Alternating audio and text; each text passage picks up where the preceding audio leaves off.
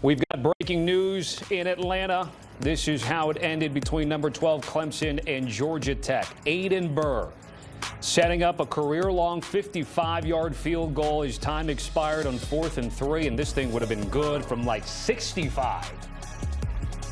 Everybody in the stadium going nuts. And Clemson and Dabo Swinney, who came in anywhere between 2.5 and 3.5 point favorites, lose by 3. And the under of 50 and a hook cashes as the Clemson Tigers now drop to 1-2. And for Georgia Tech and head coach Brent Key, 3-0 for his Yellow Jackets here in the 2025 campaign. Hey there, folks. I'm Tommy Tran with Damien Harris, Bryant, McFadden, and Danny Kanell to break down this game that was easily the most competitive and tightest game in the noon window so far on this Saturday. And Danny, I'm going to give you first word here. What stood out to you in terms of what the difference was outside of that last game-winning kick at the end? I thought Georgia Tech was the physically tougher team, mentally tougher team. I thought Clemson got out-coached. And that late game execution was phenomenal. I don't think people realize you practice this a lot. And, you know, when you're leading up to games, you have a Toro call, a fire call, whatever name it is. And to get the kicker to come out, you don't have timeouts. And most people say, 17 seconds. I think they had 20-something seconds. So they had a little bit of time. But to get the kicker out there and for Burr to put it right through there like a nice little Tommy Tran drive down the fairway, nice subtle baby draw to come right back in there was phenomenal. And this, Brent Key's had some nice wins before. Last year at the end of the season, they beat Miami. This clearly, I think, is his biggest win as the coach at Georgia Tech. And it's really a statement for them to say, not only are we beating Clemson, but we could potentially beat anybody in the ACC now, which is massive for the Yellow Jackets. And you know what I love about that is these big wins keep coming at home.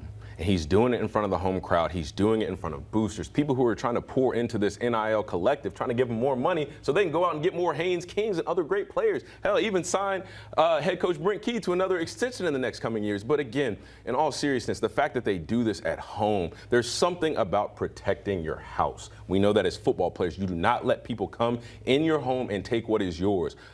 Georgia Tech saw today as an opportunity that was theirs. It wasn't for Clemson. They were not worried about the opponent. It did not matter who showed up on the field today. The game still probably would have been ugly. Haynes King still probably would have been running out there like he was bruised and battered just like he was. But at the end of the day, they still would have come out victorious just because they have the right mindset. They have the right level of execution. They've got the foundation. And most importantly, they've got the head coach to do it. And because of this win today, they will be in the top 25 next week. And when you look at their schedule the rest of the way, they have Temple, Wake Forest, Virginia Tech, Duke, Syracuse, NC State, Boston College, Pitt, and Georgia.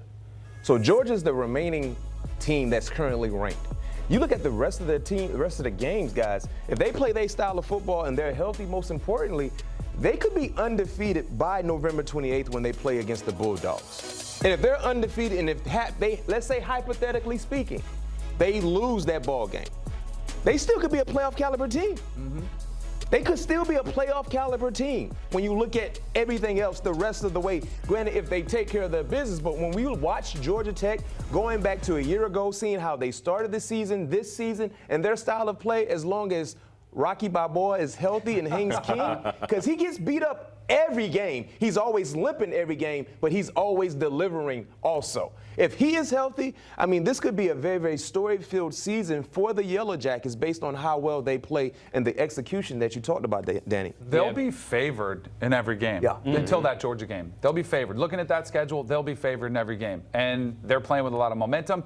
The good news about Rocky Balboa and Haynes King, their backup they really like, Aaron Philo, he did well who last did week. great last week against Gardner-Webb. So they feel pretty good. And that's a lot of schools don't have that luxury. If their quarterback goes down, they're in big, big trouble. And if Haynes King is banged up, he missed a couple games last year, they feel really good about that situation. Georgia Tech 3-0 for the first time since 2016. I'm going to give each of you guys a quarterback. I'm going to give you Cade, but Haynes King, describe the effort that he gave out there today. And I've got a stat to back it up here, but just what you saw, because you know Brent Key so well and how he had his star out there. Gladiator-like. You can't take them down no matter how many times you punch them. You know, we used to call heavyweight matchups like this, we used to call them fights. Like it's Tyson and Ali, right? Each person is going to get knocked down. Each person is going to throw haymakers. It's not about how many times you get knocked down. I hate to sound like a broken record or like an old folk song, but it's how many times do you get up? And I have not seen somebody yet knock Haynes King down and him not be able to get up, pull himself together, and put together a drive that instills confidence in his team, in his fans, and most importantly, in himself. 211 passing, 101 on the ground. Most games in terms of that plus a rushing TD for Georgia Tech in the last 30 seasons. Haynes King has 3, and there's only been 2 other instances in franchise history. On the flip side, Cade Klubnik, DK, what was the outlook on him today? So, Cade Klubnik was one of the most experienced quarterbacks in college football, but there have been some numbers, and if you look deeper in the analytics and some of the advanced metrics out there, he has not played great against the better competition. I mean, it was well documented that, Cade Klubnik and Clemson have been 0-4 now in their last 4 versus SEC teams. And the one knock or question mark I had coming into this game, because Clemson has had some injuries. They still doesn't have his favorite wide receiver in Antonio Williams. They still haven't really figured out a run game. My question for him was, can you put this team on your back? Can you be that difference maker for Clemson to win games when the chips are against you, or when you're facing a team that is at least equivalent in talent, and yet again, he's come up short? This is a harsh start for Clemson. I think it's one of the biggest disappointing starts in all of college football. The fact that they're 1-2 now, and not only the loss to LSU wasn't an embarrassing loss, but it was one of those losses which, yet again, has done nothing to silence any of the critics of Clemson or for Cade Klubnik. It has not happened often for the Clemson Tigers. A 1-2 start for just the second time in 20 years. The last time it happened was 2014. But to Danny's point again, catch out of the bag. Their struggles this season, a loss or a victory against LSU, and they lost there in that close game against Bryant Kelly. Rebounded against Troy, but then losing here in week 3 to Georgia Tech.